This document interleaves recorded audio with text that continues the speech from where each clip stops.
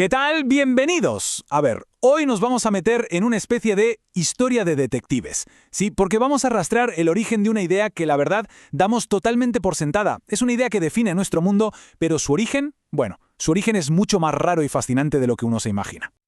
Ok, vamos al grano. La pregunta es simple, pero la respuesta no tanto. ¿De dónde salió esto de los derechos individuales? Lo primero que se nos viene a la mente seguro es la Ilustración, ¿no? Filósofos, la Revolución, todo eso. Pero, ¿y si la historia real fuera mucho, mucho más antigua? ¿Y si empezara en un lugar que no tiene nada que ver?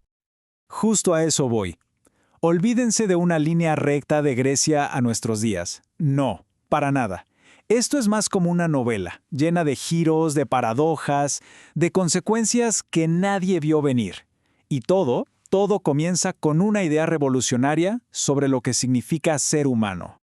Bien, para entender qué tan gigante fue este cambio, tenemos que hacer un viaje en el tiempo. Hay que imaginarse un mundo que funcionaba con reglas totalmente diferentes a las nuestras. Un mundo donde la desigualdad no se cuestionaba, simplemente era así, era el orden natural. Y aquí vemos el choque de dos mundos, ¿verdad? Por un lado, el mundo antiguo. Ahí si nacías esclavo, morías esclavo. Si nacías noble, morías noble. La desigualdad era, bueno, era el destino. Fin de la discusión. Pero de repente llega el cristianismo primitivo y pone sobre la mesa una idea que para la época era una bomba: la igualdad de las almas. O sea, de pronto, el rey y el campesino ante Dios eran iguales, ambos con un alma, con voluntad, con conciencia. Esto, aunque no lo parezca, es el primer paso que lo cambia absolutamente todo. Claro, una idea tan potente no se iba a quedar solo en los libros de teología. No, la gente común la escuchó y empezó a pensar y a comparar. Empezaron a usar esta idea de igualdad como una regla para medir a sus propios líderes. ¿Y lo que vieron? Bueno, no les gustó nada. Imaginen el panorama.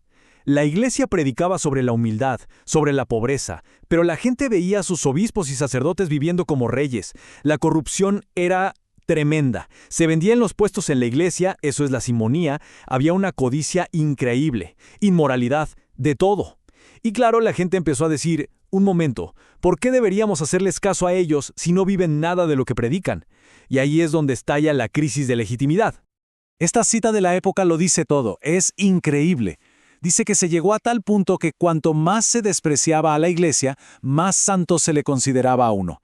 Imagínense, surgieron predicadores como este tal Tanchelm, que eran como estrellas de rock de su tiempo. Se paraban a denunciar al clero corrupto y la gente los amaba, los veían como los verdaderos santos. ¿Por qué? Justamente porque se atrevían a criticar a la institución. El mundo estaba de cabeza. La iglesia, por supuesto, se dio cuenta de que estaba perdiendo el control, que la gente se le estaba yendo de las manos. Y no se quedaron quietos. Su respuesta a esta crisis fue de hecho una de las jugadas más inteligentes e innovadoras de toda la Edad Media. ¿Qué hicieron? Crearon algo nuevo: las órdenes mendicantes. Piensen en esto.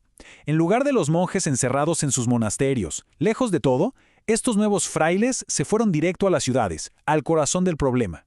Y lo más importante, vivían en la pobreza de verdad, dependían de lo que la gente les daba, y le hablaban al pueblo en su idioma.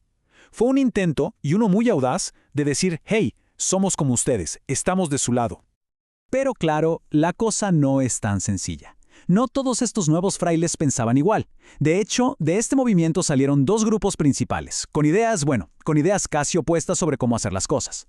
Y es de esa diferencia, de ese choque de visiones, de donde van a ser el debate que nos trajo hasta aquí. Aquí está la clave de todo. Por un lado tenemos a los dominicos. Pensemos en ellos como los intelectuales, los teólogos. Su fundador, Domingo, era un tipo preparado. Su misión, aprobada por el Papa, era combatir las ideas raras, la herejía, con la doctrina correcta. Su idea de fondo era: todos debemos someternos por igual a la autoridad de la Iglesia. Era un movimiento de arriba hacia abajo.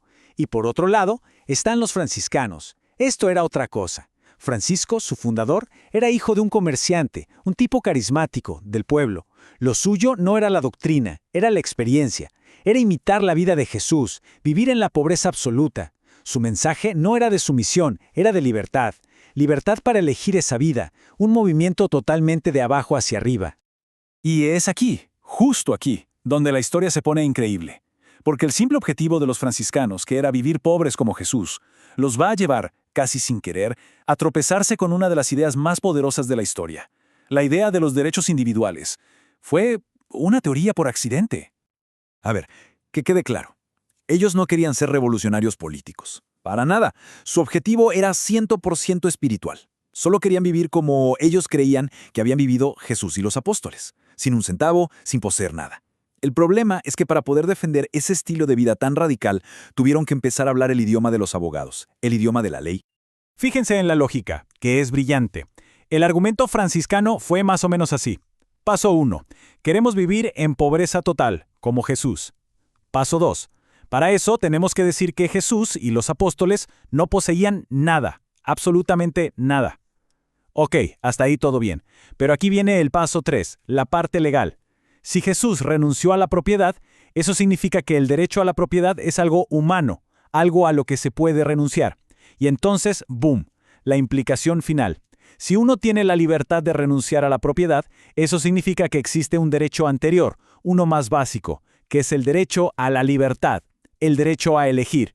Y a ese no se puede renunciar. Esta idea, por supuesto, no le gustó nada al Papa de turno, Juan XXII. Le pareció peligrosísima. Y para contraatacar, ¿qué hizo? Argumentó justo lo contrario. Dijo, no, Dios le dio a Adán propiedad privada individual desde el jardín del Edén. O sea, según el Papa, el derecho a la propiedad no es humano, es divino, es natural. Y si es divino, no se puede renunciar a él. Es inalienable. Y aquí está la gran ironía de toda esta historia. Fíjense, el Papa y los franciscanos no podían estar más en desacuerdo, ¿verdad? Pero sin darse cuenta, los dos estaban jugando en el mismo tablero. Los dos estaban construyendo sus argumentos sobre la figura del individuo. Ya no hablaban de comunidades, de estamentos, no. La discusión era sobre qué derechos tiene la persona. Daba igual quién ganara el debate sobre la pobreza, porque el verdadero ganador ya era otro, el individuo, que por primera vez estaba en el centro de la discusión. Entonces, ¿cómo terminó todo esto? ¿Cuál fue el legado de esta pelea? Pues de manera totalmente inesperada, esta discusión teológica de la Edad Media acabó poniendo los cimientos de nuestro mundo moderno. Este resumen lo deja todo muy claro. Miren el camino. Empezamos en un mundo donde la desigualdad era normal. Luego, la idea radical de la igualdad de las almas. Esa idea provoca que la gente exija que sus líderes sean coherentes.